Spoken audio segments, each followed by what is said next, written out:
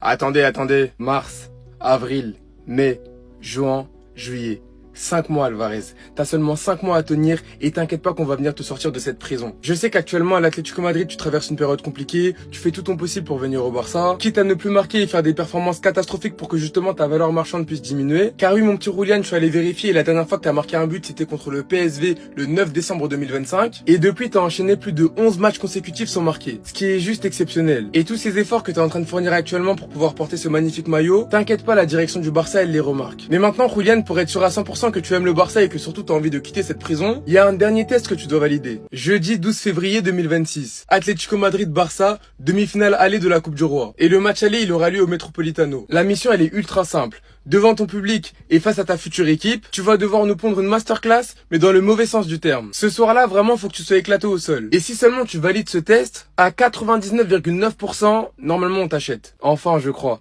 Mais bref, ça c'est des images qu'on aime voir, les gars. Gavi à l'entraînement avec le ballon. Il revient bientôt, les gars. Plus que quelques jours seulement. Purée, ça fait trop plaisir. De plus, il y a à peine quelques jours, on apprenait que Hansi Flick et son staff technique s'attendent à ce que Gavi reprenne bientôt l'entraînement avec l'équipe au complet. Il devrait recevoir le feu vert des médecins du club fin février, mais il n'y a pas d'urgence. Et c'est d'ailleurs ce qu'Hansi Flick avait confirmé lui aussi avant le match contre Albacete. Gavi doit y aller étape par étape. Il est calme, il a encore de nombreuses années à jouer, et il est important qu'il soit à 100%. Nous devons prendre soin de lui. Au vu du calendrier du Barça, peut-être qu'il recevra le feu vert pour le match retour contre l'Atlético Madrid en Coupe du Roi. Le match retour aura lieu le 3 mars. Et bien évidemment, à son retour, il va pas forcément enchaîner les minutes. Comme la fois passée, lorsqu'il était revenu, je pense qu'il aura à chaque fois des 10-15 minutes par là, histoire qu'il puisse reprendre le rythme de la compétition petit à petit. Et si potentiellement on a un Barça qui va loin en Ligue des Champions, par exemple en demi-finale comme l'année dernière, je pense qu'à ce moment-là, vu que les demi-finales de LDC auront lieu fin avril, début mai, on pourra compter sur un Gavi. Après, bien évidemment, là je suis en train d'imaginer. Bref, en tout cas, n'hésitez pas à me donner vos avis dans les commentaires, histoire de savoir ce que vous en pensez, et moi je lirai tout ça. Mais Blaugrana, comme vous le savez, très bientôt nous prenons l'Atlético Madrid à l'extérieur. Et pour cette échéance, il y a vraiment un duel qui est attendu. On ne parle pas de Lamine Yamal, on ne parle pas d'un milieu, on parle de Jules Koundé. Parce que oui, Jules Koundé est au cœur des polémiques au Barça, parce que tout simplement, il va affronter un cador.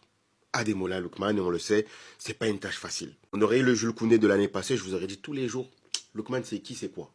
Mais cette année, Jules, c'est effrayant. La première mi-temps qu'il a fait sur le match précédent, même s'il se rattrape bien en seconde mi-temps, je tiens à le dire, la première mi-temps, c'est tout à fait inacceptable. Des ballons qui ne jouent plus de la tête, il ne joue plus les duels, il est passif. C'est-à-dire que lorsqu'il perd un ballon, il ne veut plus le récupérer. Je comprends pas ce qui se passe autour de Jules. Et Ademola Lookman, il sera sans pitié. Moi, c'est vraiment juste cette partie gauche qui m'inquiète dans ce match-là, parce que l'Atlético Madrid, je le sais, ça va jouer le harambol, même s'ils ont montré des bonnes choses. Ils vont jouer le harambol contre nous. Mais Jules, vraiment, réveille-toi. Si t'as un peu d'orgueil, réveille-toi. Ne te fais pas marcher dessus. Tout le monde attend ça. Tout le monde attend ça. Regardez qui est de retour à l'entraînement, les gars. Le petit prince. J'espère que cette fois-ci, c'est la bonne. C'est la dernière ligne droite. On nous a clairement dit que Gavi est proche d'un rétablissement complet. Il devrait obtenir l'autorisation médicale d'ici la fin du mois et reprendre bientôt l'entraînement collectif. Les gars, juste le voir sur le banc, les gars, avec la tenue, ça me ferait plaisir.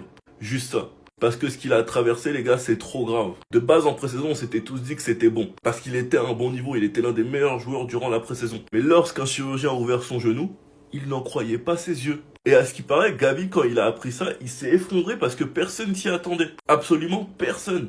Franchement, les gars, c'est compliqué ce qu'il a traversé. Sous Xavi, il a mangé les croisés. Il est revenu en deuxième partie de saison la saison dernière. Il a joué la deuxième partie de saison, mais il n'a pas pu prendre vraiment du rythme. Il était de retour à un bon niveau en pré-saison. Et quelques semaines plus tard, il apprend finalement son genou est encore gâté. Psychologiquement, les gars, ça a dû être terrible. Mais s'il y a bien un joueur au Barça qui peut surmonter tout ça, on sait tous que c'est Gavi. Et même ses coéquipiers pensent la même chose. Sinon, vous les gars, vous en pensez quoi? Ramenez-vous sur Snap Instant, on s'ennuie. Hansi Flick exige à la direction du Barça le départ de 2 joueurs. Il ne veut plus d'eux au Barça. Écoute bien, je t'explique tout ça. Encore une vidéo sur le mercato du Barça et cette fois on va parler des départs. Voilà, dernièrement on a beaucoup parlé des arrivées, de ce fameux poste de numéro 9 et là on va parler des départs. Le coach allemand du Barça a ainsi demandé à la direction de se débarrasser de 2 joueurs en les vendant. Le premier, c'est Ansu Fati. Il va revenir de son prêt à Monaco l'été prochain et Hansi Flick ne compte pas du tout sur lui. Dans la tête de Flick, c'est même très clair, Ansu Fati sera le premier départ estival du Barça, tout simplement parce que selon Flick, eh bien Fati n'a pas sa place au Barça. Voilà, je vous mets la source, c'est le journal El Nacional. Et le deuxième joueur dont ne veut plus vraiment Flick, c'est Jules Koundé. Alors là, c'est pas encore totalement décidé, voilà, c'est en fonction des prestations de Koundé sur la deuxième partie de saison. Mais s'il n'améliore pas son niveau, eh bien Hansi Flick poussera pour qu'il soit vendu. La source, c'est encore El Nacional, mais contrairement à Fati, eh bien Koundé, il n'est pas encore condamné. Voilà. S'il fait une bonne deuxième partie de saison, s'il est bon d'ici la fin de la saison, eh bien Flick changera d'avis et le gardera. Mais bon, pour l'instant, c'est quand même mal parti parce que Koundé, dernièrement, il est quand même à un niveau assez inquiétant.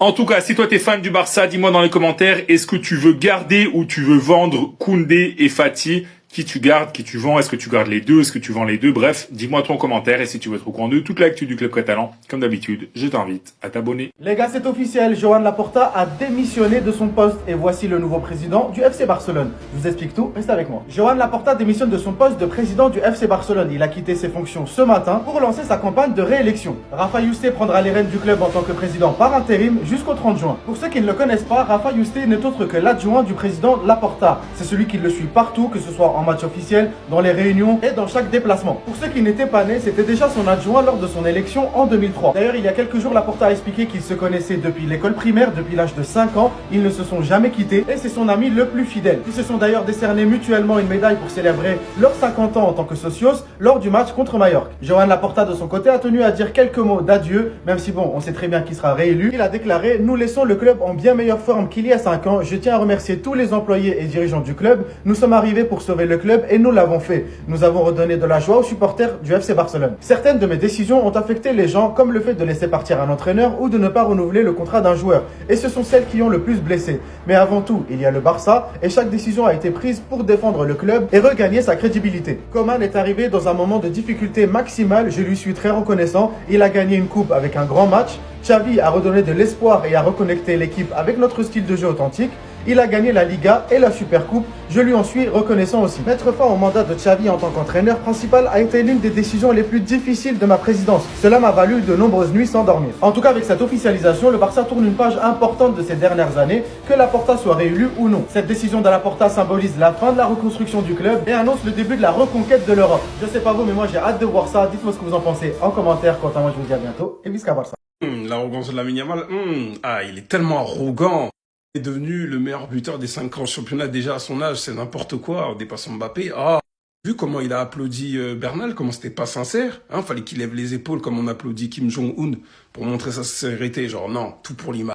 Pas être content, c'est pas possible, c'est pas dans son comportement, le mec qui veut prendre le pouvoir au Barça, le mec qui est arrogant, le mec qui organise son anniversaire avec son propre argent, réalise son rêve depuis tout petit avec ses coéquipiers, c'est n'importe quoi, les trois d'ailleurs. Il est tellement détestable, comme a dit l'arabe, il déteste que sa personnalité fait en sorte qu'en fait, il finit dans les pubs du Super Bowl là, avec Pokémon, je crois, de ce que j'ai vu. Il parle de choses intéressantes comme la famille, la religion. Non, c'est pas intéressant à relayer, c'est pas vendeur. Non, faut le terminer, lui. Les stories bien arrogantes, tout ça, alors vous êtes juste en manque de confiance. Qui souhaitait déjà son downfall alors qu'il a 18 ans, genre. Vous souhaitez son downfall, mais dès qu'un petit performe, vous le comparez à lui.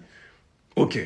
Dernièrement, ce que j'ai constaté en plus, ces derniers temps, et depuis même l'année dernière, vous voyez, on peut se taquiner entre Parisiens et Barcelonais, il n'y a aucun problème. Vis-à-vis des confrontations, vis-à-vis du Ballon d'Or. Mais les Madrilènes sont rentrés dans un truc, ceux qui brandissent leur 15 Ligue des Champions à chaque argument, n'utilisent pas leur propre joueur depuis 1 an et demi. Bizarre. Je vais sûrement tout mélanger dans ce que je vais dire prochainement, mais je m'en fiche. Si vous ne voulez pas de Laporta comme président l'année prochaine, vous voulez un flic out. Voilà. Non, je m'en fous, je mélange tout. Je pense que vous avez vu la rumeur comme moi. Hansi Flick envisagerait de démissionner de son poste d'entraîneur du FC Barcelone à la fin de la saison si une autre personne que Laporta remportait les élections. La rumeur proviendrait de Luis F. Rojo. Vous avez vu le petit accent. Et c'est un journaliste de Marca. Marca qui, je le rappelle, est un média madrilène. Moi, les gars, je vous dis tout de suite. Rumeur par rumeur, je prends même pas le risque de savoir si c'est vrai. Laporta, maintenant, faut qu'il soit président l'année prochaine. Si Laporta égale Flick, dans ce cas, ce sera Laporta, c'est pas mon problème. Et les gars, j'aime vraiment pas ce qui est en train de se passer avec les rumeurs et les élections, parce que là, ça veut nous faire croire que Flick, potentiellement, il est en danger au Barça. Donc juste après la rumeur qui disait que si Laporta n'était pas élu, Flick démissionnerait. Je suis tombée sur ça. Les joueurs du FC Barcelone sont extrêmement enthousiastes à l'idée que Hansi Flick prolonge son contrat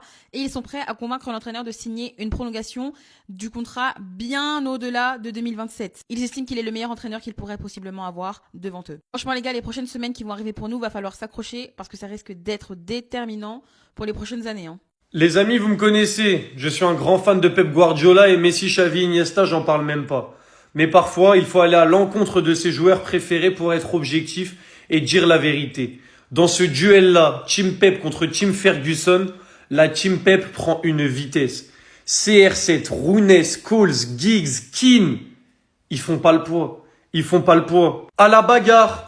Il n'y a pas photo à la bagarre, la team Ferguson éteint la team Guardiola. Par contre, si on parle football, là, il n'y a plus photo, mais dans l'autre sens. Vous croyez sincèrement que j'allais dire que cette équipe-là, elle perd contre celle-là? Mais celle-là, elle fait même pas peur, elle se fait laver. Elle se fait laver. Messi, Xavi, Iniesta, De Bruyne, Haaland. Mais en fait, déjà, tu touches pas la balle. Xavi, Iniesta, De Bruyne, Messi, tu touches pas la balle. Et de toute façon, une fois que tu crois que tu vas la toucher, c'est une passe dans ton dos pour qu'Haaland, il finisse et il met 8 buts. C'est même pas équilibré. On a juste à faire un face-à-face à chaque poste, c'est très vite réglé. Cristiano Messi, c'est Messi. Haaland, Rooney, allez, je peux accorder que c'est Rooney pour le moment, même si je pense qu'à la fin de sa carrière, Haaland, il sera au-dessus. Xavi, Paul Scholes, Xavi, Iniesta, Roy Keane, Iniesta. Et Giggs et De Bruyne, c'est pas le même poste. Mais personnellement, je pense que je prends De Bruyne. Mais vas-y, on va dire que c'est le seul où c'est vraiment équilibré. En fait, il y a des gens sur l'application, ils veulent créer des débats là où il y en a pas. Si tu compares Ferguson et Guardiola en tant que coach, là, il y a débat. Qui est le meilleur coach de l'histoire? Il y a débat. Mais Team Pep contre Team Ferguson, en fait, les joueurs que Guardiola, il a eu, c'est de la triche. C'est de la triche, ça existe pas, c'est n'importe quoi. Tu vois, c'est comme le Barcelonais, il y a pas longtemps, j'ai vu, il a dit, Baldé Prime, fout droit, Marcelo Prime, arrêtez!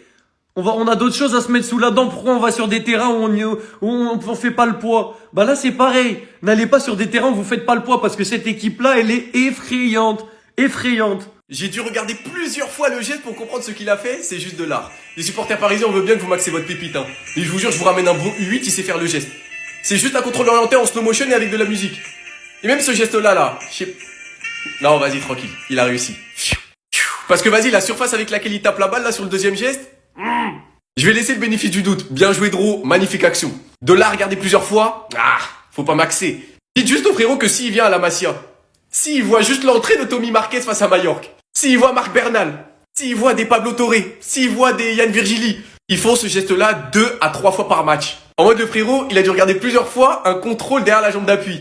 Et vous savez que vous lui ramenez Marc Bernal, je sais pas ce qui va se passer, hein.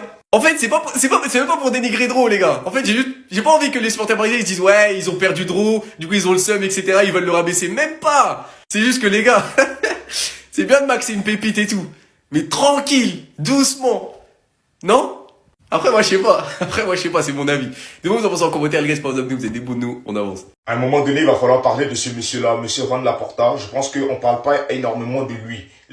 Tout ce qu'il a fait au Barça, il est venu, oui, il y a quelque chose qu'il a fait qui a fait du mal à beaucoup de Barcelonais. Ça a été le départ de Messi, mais les gars, c'est que le Barça était dans une situation financière trop difficile. À un moment donné, il va falloir en parler, il va falloir remercier monsieur Juan Laporta. J'ai appris aujourd'hui que voilà, il a démissionné de ses fonctions. Monsieur Rafa Just va être le président par intérim. Je crois que les élections, c'est en mars. Ouais, les élections, c'est en mars, si je ne me trompe pas. Mais Juan Laporta, c'est qu'il a fait, les gars, il est en train de remettre le Barça sur pied. Il est en train de remettre le Barça sur pied, ça fait quoi? Ça fait plusieurs années maintenant, bientôt 5 ans. Monsieur Laporta, il est venu, Messi est parti. Il a chassé beaucoup de mauvaises personnes avec des gros salaires. Et les gars, il a reconstruit le Camp Nou, c'est pas terminé encore, mais on a reconstruit une équipe. Il a fait revenir monsieur Xavi qui a redonné un petit peu de couleurs, un peu de jeu barcelonais à cette équipe-là. Et les gars, il fait le Camp Nou. Aujourd'hui, on a une équipe qui est compétitive avec un entraîneur comme Hansi Flick. Mais tout ça, c'est grâce au président Laporta. Il faut lui dire merci. Il faut lui dire merci.